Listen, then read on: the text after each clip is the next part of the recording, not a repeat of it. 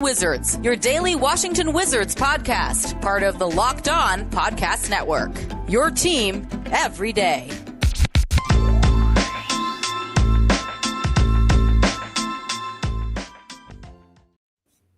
What is going on, guys? It's your boy D and Ed back at you with another Locked On Wizards podcast. I want to thank you guys for making Locked On Wizards your first listen every day. We are free and available on all platforms. We got some Bradley Beal news, some Rui Hachimura updates. We're finishing off that mailbag that we started. We got the Wizards Nets game previews, bold predictions, matchups to watch, everything you guys need. So firstly, I want to get into the Bradley Beal update. We know he missed that Pacers game. Wes Unseld Jr. today said he's moving well. He looks fine. Just out of precaution, he didn't want him to go through all the contact stuff, but he went through the bulk of the practice today, so that sounded like he's trending up for the Brooklyn Nets game, thankfully. And Rui Hachimura, it was no real new update about him. He's still not with the team. He's just doing individual workouts, and he won't be traveling with the team on the road. So, Ed, you got any quick thoughts on that? Yeah, I'm happy to see Brad is back, or that he's trending towards to be back. Of course, it's great to see that we were able to get a win without him, but of course, we need him for the long run, especially against the Nets. You know, they're high-powered teams. They can score at will. You know, they got KD, James Harden, guys that can just get a bucket at ease. So we're going to need Bradley Beal out there, our not full strength yet, but it's going to be great to have our All-NBA All-Star player. And then about Rui, there was a tweet from Wizards beat reporter Quentin Mayo. He said that Rui Hachimura isn't currently in game shape. He's also lost a little bit of weight. Wouldn't surprise me if he isn't fully integrated until late November / early December. He's doing individual workouts, not with the team. So, as expected, he is behind the 8 ball. Late November, that is, pretty late. What is October 23rd or 24th? So that's like late November. That's what, 10, 20 games in almost, so that is concerning. And especially getting, Rui back in the rotation. Kuzma's playing so well right now where I think they both can start together, but, we just need him. And especially that he lost weight, that he's trying to, looks like, he's probably trying to gain some muscle back, get in shape. Like we both said before, chemistry, getting to know the guys, the new coach. And the chemistry looks good right now. It looks really good with the guys. There's no egos. Rui doesn't have an ego either, but, it is going to be tough for him to come in and get acclimated and, get comfortable out there with all the new guys. So I'm hoping he comes back earlier than late November. Yeah, with the Bradley Beal news, great. The Wizards are going to need him against the Nets, especially with the Nets coming off a loss. They're going to be wanting to get back on track. So thankfully, Bradley Beal hopefully should be playing on Monday. And then with the Rui stuff, I'm not surprised by that. We all know he was going through the mental health stuff. And who knows if he was really even practicing or training during that time. Who knows the situation. So, like I said before in the past, new coach, new system is just a lot to catch up with. So, and that's not even getting in game shape. So, I'm not surprised by, late November, early December. So we'll see. The Wizards seem to be doing pretty good, while he's been out. So hopefully him returning strengthens the team anymore, which we both expect. So, Ed, we have to finish out our mailbag. What questions you got for us today? All right. So first one is from, this one is on Twitter. This is from our guy, Ariev Mahala. Looks like he's a Deni fan or a Deni guy. And he says, what do you think of the beginning of Danny's season? But we know he's talking about Deni. So yeah, I'll let you go first on this one. I think Deni defensively has done really well, and he was one of the Wizards' better defenders last year. So I'm not surprised that he continues to be a very good defender for the team this year. Now, what I think everybody would like to see would just be that offense come along with how the defense is coming along. Right now, it's just the defense is really good, and the offensive side is a lot to be desired. So I think a lot of people want to. I see a lot of this. A lot of people say they feel like Denny doesn't have a go-to move. Like Rui Hachimura, his go-to was that step back midi, and Deni Avdija doesn't really have a go-to move on offense right now. And I think a lot of people would love to see him figure out what his go-to is, on the offensive side of the floor. And, the free throw shooting, I think can still be improved for sure as well. I've seen him miss a couple free throws, but he's making up for the lack of offense with very good defense, man. He's been a really good defender on that wing. Yeah. So Denny was seen taking shots after the game last or the other night against the Pacers. So you love to see him putting that work in. He did come back from the ankle injury. Didn't get to play in summer league. But he did hit a 3 against the Raptors. He looked good off the pick and roll against the Pacers. That was the one bucket that he did have. But like you said, he doesn't have that go-to move right now. He does need to work on his left hand. He does need to work on finishing. Finishing through contact, getting stronger, of course. Normal rookie stuff. Confidence too. He has to lift that up too. Taking shots, being more aggressive, being more assertive too. I was listening to Wes Unseld Jr.'s press conference today, and he said he's doing good defensively, but offensively, when he's off ball, he kind of gets lost in the sauce. So they're trying to get him involved more to help his development, and that he can be that primary, secondary ball handler. And he's also said he's not playing with a lot of certainty at the moment right now. So just looking for him to be more aggressive, more certain, making his moves, knowing where to go with the basketball, just show that he knows where he wants to be, or just confident where he's going with the basketball. So, but it's going to take some time. This is year 2. So it's going to be a work in progress, and that's normal for rookies. Not everybody's going to be coming out the gate scoring 20 points a game. But yeah, I'm pretty confident. Then I think he can work out. But he's going to be coming off the bench, getting his minutes from there, and we'll see what happens with that. But I love to see that he was working on his game after the overtime Pacers win. All right, Yeah. so go ahead. No, I was just saying, yeah, I agree. I love to see him working after the Pacers game, getting shots up. I seen Bradley Beal talking to him too. So that's good that he has that team support and he has that self-motivation to, get that offensive side together as much as he feels like he needs to. Yeah. Right. So this one is from Wizards Fan UK on Twitter at Wizards Fan UK. It says, do you see Rui getting into the starting rotation anytime soon? If so, who do you see going to the bench? Can Bertans turn this around? This question was before the game. So, of course, Bertans looks good now. But, hey, I'll let you go. As far as the Bertans question, let me hit that first. It's a step in the right direction since we seen that Pacers game. Like Ed just said, this question was asked before the Pacers game. So it's a step in the right direction, that Pacers game, man. The people want to see it done consistently. It's easy to do it that one game, and then the next games he's 2 for 5, 2 for 6, 1 for 5, 1 for 4, etc. So it's all about consistency. He has to be consistent. But the Pacers game was definitely a step in the right direction. We spoke about Rui Hachimura earlier. Hopefully soon he gets in that starting rotation. I expect him to be a starter when he comes back. I honestly, the way Kuzma's playing right now, I wouldn't be mad with a starting lineup of Spencer Dinwiddie, Bradley Beal, Kyle Kuzma, Hachimura, and Gafford. I wouldn't be mad at that starting lineup at all, honestly. So I would say possibly KCP moving over to the bench. Yeah, and that's the lineup that I had in the offseason and training camp. That's the lineup that I wanted all along is, of course, Dinwiddie, Brad, Kuz at the 3, Rui at the 4, and then Gaff at the 5. Because I just like the defensive lineup too. Kuz is 6'10", Rui 6'9". And he might be, Rui might still be growing too a little bit. He might be 6'10" as well. So I would love to have 2 athletic wings being the complete opposite of what we were last year. We're having Hollow Neto play the 4, Ish Smith played the 2 or the 3, Bradley Beal playing the 2, and just that small ball guard lineup that got us killed in a play-in game against Jason Tatum. So I love the length and the depth that we have.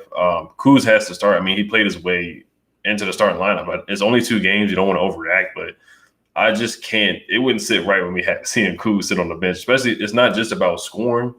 Kuz is rebounding his butt off, and he's playing with a lot of effort on the defensive end too. And he's a willing passer. Like he's made a couple. He's not getting a whole bunch of assists, but he's willing to move the ball. The ball. He's not. Sometimes he does get a little loose. With his dribbling. I said that before. But from the preseason game 1 until now, it looks like night and day. The preseason games were a little rough. The Knicks game and the Houston Rockets game, those games were rough for Kuz. But even he said it himself, it might take 20 games, 30 games or whatever to get comfortable. But the first 2 games, he was huge for us. 26 and 11 rebounds is not somebody that you should put on the bench, in my opinion. And KCP has had his moments, but he hasn't had a breakout game yet. I think it will come, but I think KCP coming off the bench is better suited for him to come off behind Bradley Beal, so we have a legitimate shooting guard to come off the bench for Brad. We haven't really had that in years.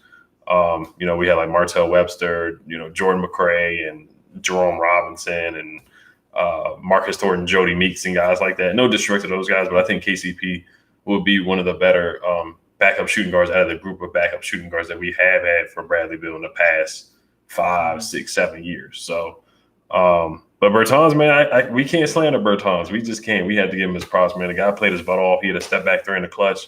Everybody saw that Kispert picture with the way Kispert was looking at Bertans. Like that's a tough shot right there. And Bertans, he stepped up big. He had a dunk. And the defensive stop he had on Duarte. I mean, we can't slander the man for the game he had. We really can't. So, but good question from Area of and Wizards fan UK.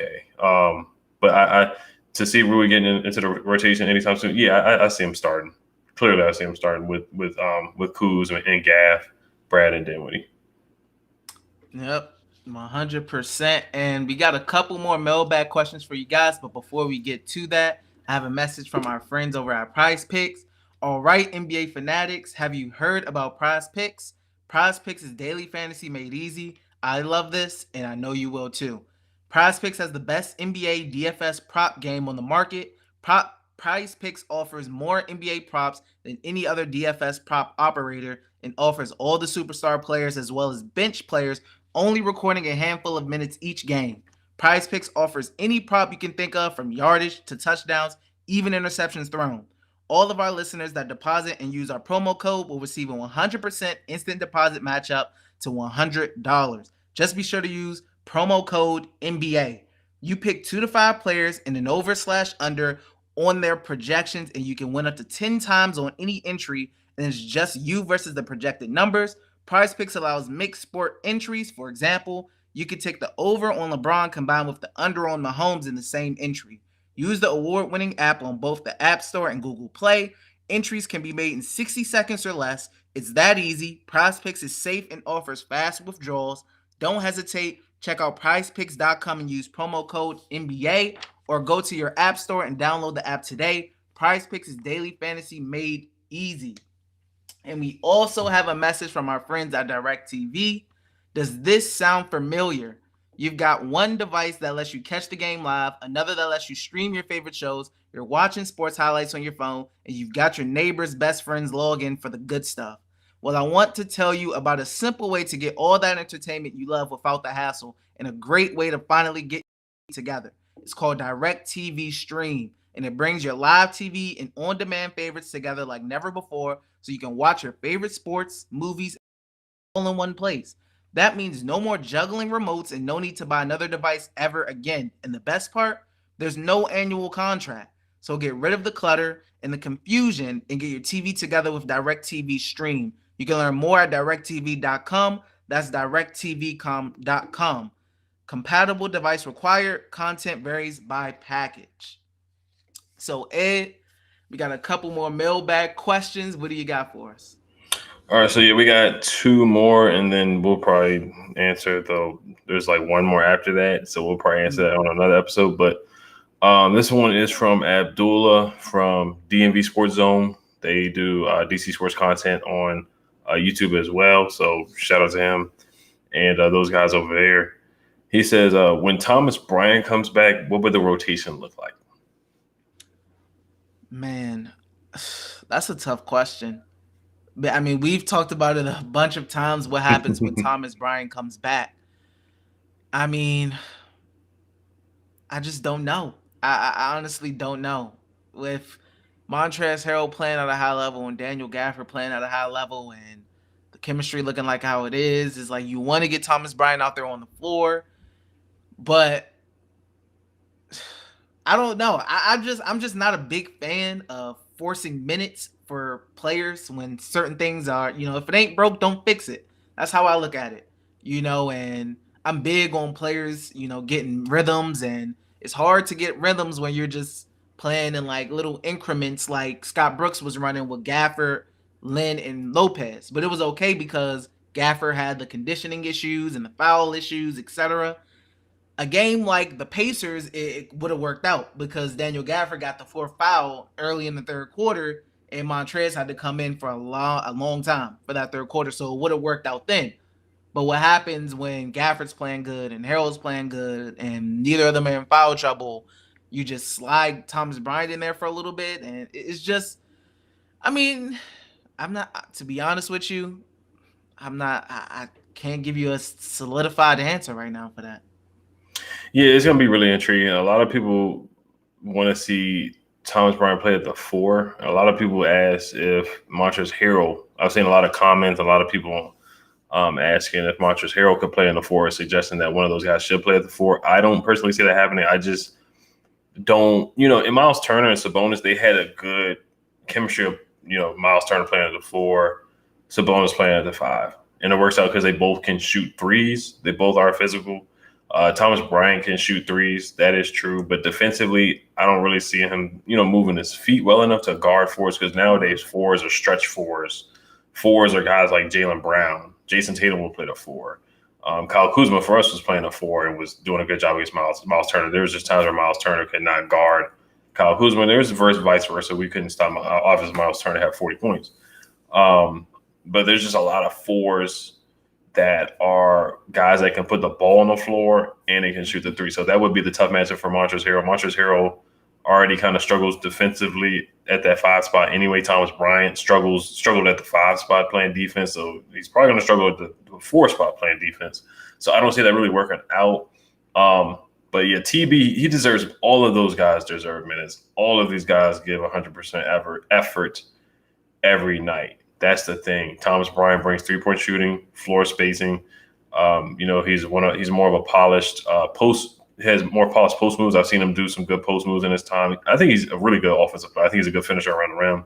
He's a guy who can finish above the rim and dunk on you and pump up the crowd and do the little pump it up thing like he did a couple years ago. So Thomas Bryant is great, man. Like we've said many times before, he's not a guy that deserves to sit on the bench. He's a guy that does deserve playing time.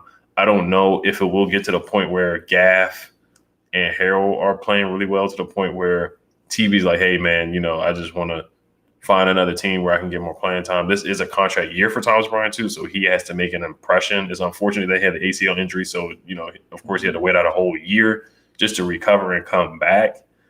So it's unfortunate, but the rotation, it's going to be tough, man.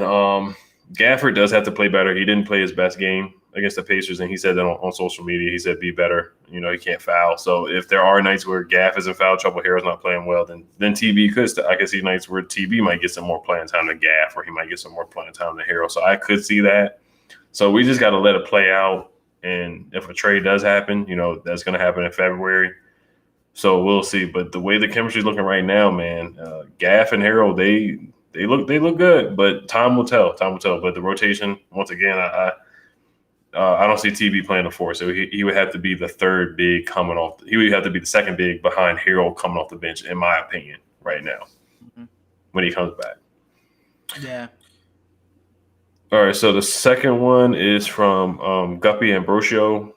This was on Instagram. He said, can Kyle Kuzma step into a key role for the Wizards, and can Spencer and Bill mesh well?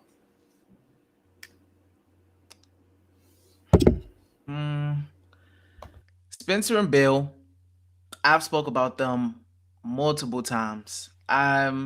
We already see it. Spencer and Bill are a great fit.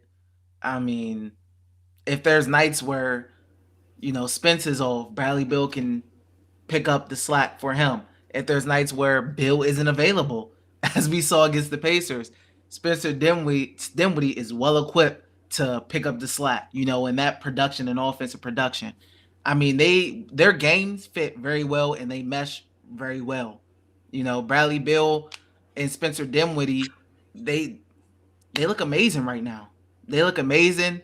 Their fit seems seamless. It doesn't seem like there's any chemistry issues or it's just clunky and it looks a little weird. Like, it looks like they've been playing with each other for a while. Everything's smooth, everything flows, everything goes. I mean, I'm definitely impressed with that. And what was the first part of that question? It was, can Kyle Kuzma step into a key? This one was before the Pacers game as well. And yes, I've spoke about Kyle Kuzma in the offseason. Kyle Kuzma, I believe he has the opportunity to make the biggest impact out of all the players brought in the offseason, especially from that Lakers deal, because Kyle Kuzma has the potential defensively, he has the potential offensively as well to make plays, and we've seen it in the Pacers game, and we've seen it in the Raptors game. When he's locked in and flowing, he can be really good, man. He can be really good, and like I said before, I know it's tough when you're in LA playing with LeBron and everything you do is so highly scrutinized. It's tough, but coming to a new change of scenery, and we spoke about ex-Lakers moving on to different teams in the past, improving their play. I'm not surprised with it, and Kyle Kuzma is definitely 100%. He's going to be a big factor for this team. Definitely. And you want to look at the trade right now, Kyle Kuzma versus Russ. Kuzma's average of 18.5 points through 2 games. Russ is average at 11.5. Kuzma's shooting 46% from the field. Russ is shooting 36% from the field. Kuz is shooting 41% from the three-point line. Russ is shooting 0% from the three-point line. Kuz has 13 boards. Russ has 8 boards. And Kuz has 2 wins and Russ has 0 wins. So the stats might have been before the second game for the Lakers, but the Lakers just got blown out. But that's just how the trade is going right now. Russ is a great player, but Kuzma is playing his butt off right now. Kuz, man, I know this question was asked before the Pacers game, and I think his opinion or his question would have been different because right now I think there's just no question that Kuz can have a legitimate role on this roster. I mean, he's going to be a legitimate starting small forward or power forward on this roster. We're going to need him to make a playoff push. We're not going to make a playoff push if Kuz doesn't play at the level he doesn't play at, in my opinion. For us to win, if we want to win more than 40, 41 games, we're going to need Kuz to play like that every night. It might not be 25 and 11, but at least give us, 8 boards and 16 points a game. If he can do that every night for us, I think we're going to win 45 games. And rebound and just play hard like that and just finish well. Kuz, he's playing better. He's looking more confident. I love the way he's playing right now. I can't say enough about Kyle Kuzma right now. To get to the question about Spencer and Bill meshing well, I think there's potential for him to be a better fit than what we had last year at the point guard position. Spencer shooting the ball well. And, when you're hurt, he talked about it too. Like when you're injured, all you can do is shoot. You're not running up and dunking, even though he almost dunked on somebody last night. Against the Pacers. That's when you work on your shot because you have your torn ACL. You're not about to run around and jump too much. But when you're doing your rehab, you're working on your shot. You're working on your form. So that time over the offseason, it looks like Spencer was working on his shot. And what was he, 6 for 8 from the 3 against the Pacers? And that clutch 3. He shot the 3 well in preseason. So it's not a fluke, really. This is through, I know it's preseason, but this is, 6 or 7 games in of live basketball. And Spencer has shot the 3 pretty well. I was impressed with the way he shot the 3 in the preseason. Now I'm impressed through 2 games how he shot the 3 ball. If that can continue and keep it up, if he can shoot the 3, he shot the 3 in the 2020 season, which was the best year of his career, where before he got injured. He shot 31% from 3. So if he can give us 35% from the 3, that's a big improvement from what we got last year from the point guard spot. And I think he can be, and he controls the pace. So Spencer doesn't turn the ball over much. As a team, we did better. As a team, we only had 9 turnovers against the Pacers, and we only missed 1 free throw. So Spencer doesn't turn the ball over at all, really. That's one thing that I've noticed so far. And he picks his spot and he controls the pace. He's not a guy that just wants to go 100 miles per hour at a time. He's going to slow down and take his spots. I just wanted to make sure how many turnovers he had on Friday night because he just doesn't turn the ball over that much. Yeah, he only had 1 turnover. He had 9 assists and 1 turnover. So that's very telling right there. So Spencer, man, I think he's going to be a better fit next to Bradley Beal this year. 100%. And I do want to thank everybody for sending in those mailbag questions. And once again, I want to thank you guys for making Locked On Wizards your first listen every day. We are free and available on all platforms. But before we get into talking about the Nets Wizards preview, we have a message from our friends at Built Bar. Did you know that Built Bar has so many delicious flavors? There is something for everyone. When you talk to a Built Bar fan, they're definitely passionate about their faves. If you don't know the Built Bar flavors, well, you're missing out. Coconut, cherry barcia, raspberry, mint brownie, double chocolate, salted caramel, strawberry, orange, cookies and cream, German chocolate. You know what my favorite flavor is?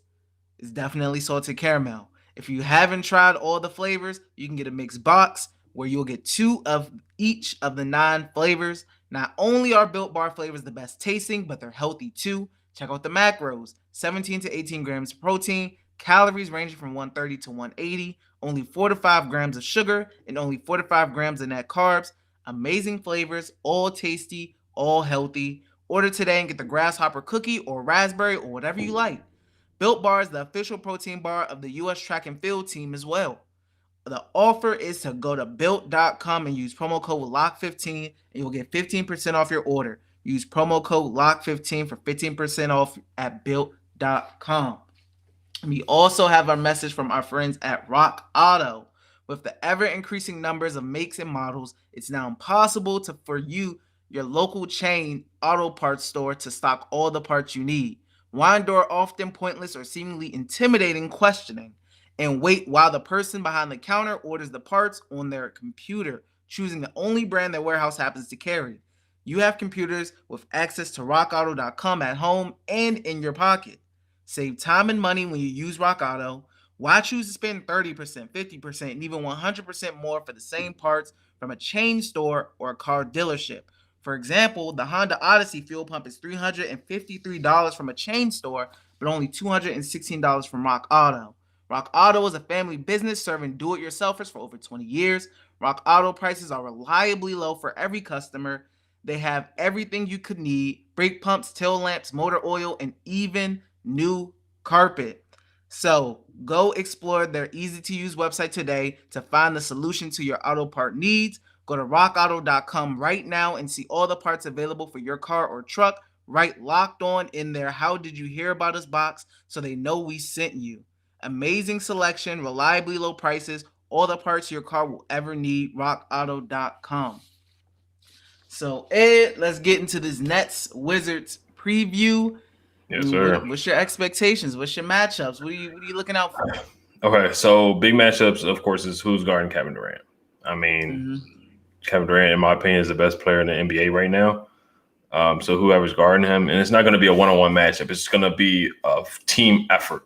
You know, guys just throwing different bodies at him. That's the great thing about this team. We have depth. You know, I think starting off is going to be Kuz at the 3. Or no, Kuz is going to be at the 4, but I would have Kuz guarding KD just because of the length, him being 6'10". We're not going to stop Kevin Durant. Let's be real. We all know that. But to try to slow him down, he's probably going to get 30, which is automatic from Kevin Durant, but just make it difficult for him. That's all we're asking from Kuz. KD's going to get his spots. He's going to make his buckets. He's just a professional scorer. So it is what it is on that part. Same thing with James Harden. You're not going to stop James Harden. He's a professional scorer. It's probably going to be Bradley. I would think KCP would be put on James Harden because KCP is known to be as more of a defender, and he was used as a defensive stopper for the Lakers in their championship run. So I would assume that KCP is going to be guarding James Harden, or Bradley Beal if he wants to step up and he's talking about making all defense and all that stuff. He's the goals that he set out for himself. If Bradley Beal wants to step up and guard James Harden, we'll see on that matchup. But once again, you're not going to stop James Harden. Even though James Harden had a rough night tonight against the Hornets, they just lost. They're 1-2. They lost to the Hornets. They lost 95 to 111. Ish Smith gave them a hard time tonight. He had 15 points against the Nets. So maybe we could get an off night from James Harden. I'm not going to bet on it for sure. But those are the matchups I'm definitely looking forward to. The big man spot too. I think this should be a bounce back game for Daniel Gafford. Their bigs are pretty slow. So Paul Millsap, who's like 40 years old, LaMarcus Aldridge, who's 40 years old. I'm looking for a better game. They're nowhere near the energy and the athleticism you're going to get from a Miles Turner and from a Domantas Sabonis. So I'm looking for a bounce back game from Gafford's leaps and bounds, way more athletic than those two older guys. And they're starting Nicholas Claxton, who's an up-and-coming big man. I actually like the guy Claxton. He's a young, athletic big. And then Davis Bertans versus Joe Harris. And then Corey Kispert against Joe Harris because, they're just shooters. So they're so similar. And then Paul Millsap versus Raul Neto, the backup point guards, because they're both super scrappy international players. Paul Millsap, he always lights up USA in the Olympic Games. And Paul Millsap is a good player in the NBA too. So those are some of the matchups I'm looking forward to. Yeah, I mean, I think the most important one, obviously, like you spoke on, I'm looking at KD and Kuzma. Now, previously, like last year, that would be Rui Hachimura's assignment. Rui Hachimura will get matched up on Kevin Durant a lot. And now it'll be Kyle Kuzma. And he's done good jobs on guys like OG Anunoby. I've seen him do good jobs on a lot of different guys. So it's going to be hard. You don't stop KD. You try to contain KD. You don't stop him. And I mean, if he does go off, you just got to try to do your best to limit the damage that the others do. Like against the Hornets, Kevin Durant was on fire. He was on fire. But nobody else on the Nets really popped off either. So it was Kevin Durant and everybody else was kind of just, chipping in. But the Hornets didn't let anybody else outside of KD kill them either. And so if you got to do it like that, then you have to do it like that. If KD's going to get his, which he's going to get, and you just got to hope. People have said, coaches have said it all the times, how to stop Kevin Durant, just pray he miss, because that's really the only thing. Hope he has an off night. And you will hope for the Wizards' sake that he does have an off night coming off a back-to-back, playing 30-plus minutes. James Harden and Bradley Beal, or James Harden and Spencer Dinwiddie, I'd be interested to see who takes that matchup. I mean, it could be Bradley Beal. I can see Bradley Beal wanting to step up to that challenge because, when James Harden is listed as a shooting guard, because who knows, sometimes they put him at point guard, sometimes they put him at shooting guard. Those guys are like 1 and 2 at times. People have them on their list as James Harden being the best shooting guard, Bradley Beal being the second best shooting guard in the league. So that's a big matchup for Bradley Beal. He may want to take on that challenge defensively. As you said, he spoke in the past about wanting to be a better defender, etc. Who better to try that against than James Harden? Right. And like you said, Joe Harris, you got the shooter. We got our shooters, Davis Bertans, Kispert, if he gets playing time. Who wins that shooting matchup? Who's better shooting the ball, Joe Harris or Davis Bertans? Like you said with Daniel Gafford, I mean, going from Miles Turner to Nicholas Claxton is, I would be thankful for that. Miles Turner he was a man amongst boys when they played them. So I think definitely a bounce back game from Gafford. I think Montrezl Harrell against guys like Blake Griffin and Millsap. I don't even think Blake's playing, actually. I didn't see him on the box score. Oh, okay. Yeah. Then that's fine too. Against guys like Paul Millsap or Aldridge, I think Montrezl Harrell has the opportunity to have another big game. Right. So, and then Spencer Dinwiddie playing against his former team, he's going to be looking to get his back in Brooklyn. So, I mean, it's a lot of different matchups, man, and I'm hoping that the Wizards, show out. Definitely, I can see it. Yeah, like you said, Dinwiddie. I forgot to say revenge game. So Blake Griffin is going to be out.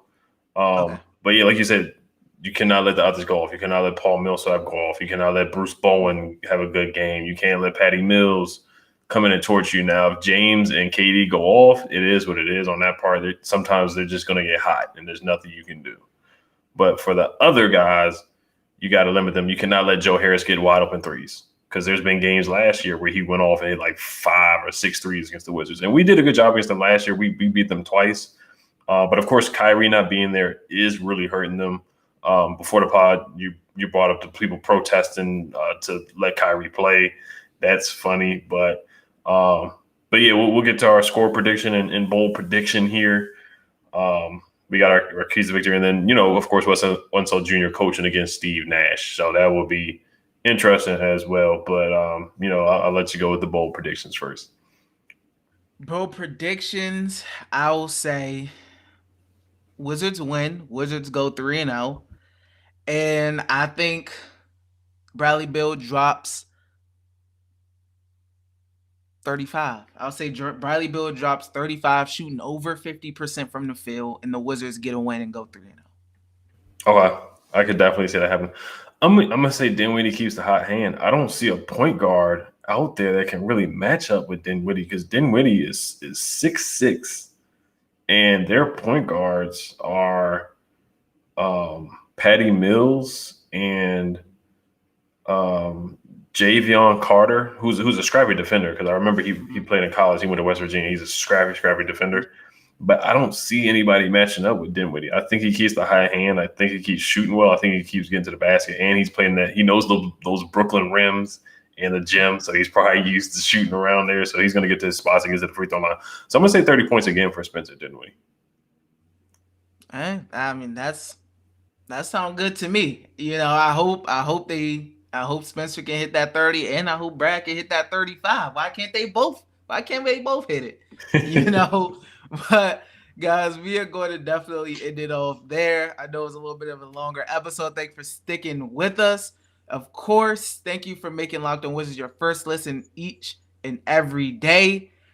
Next episode, hopefully, we'll be celebrating another Wizards victory on the road to 3-0. And now I want you to make your second listen, Locked On Fantasy Basketball with Josh Lloyd. He hosts the number one daily fantasy basketball show on the planet. It's free and available on all platforms. Yes, sir. Did you want to do a quick score prediction? Score prediction, I would say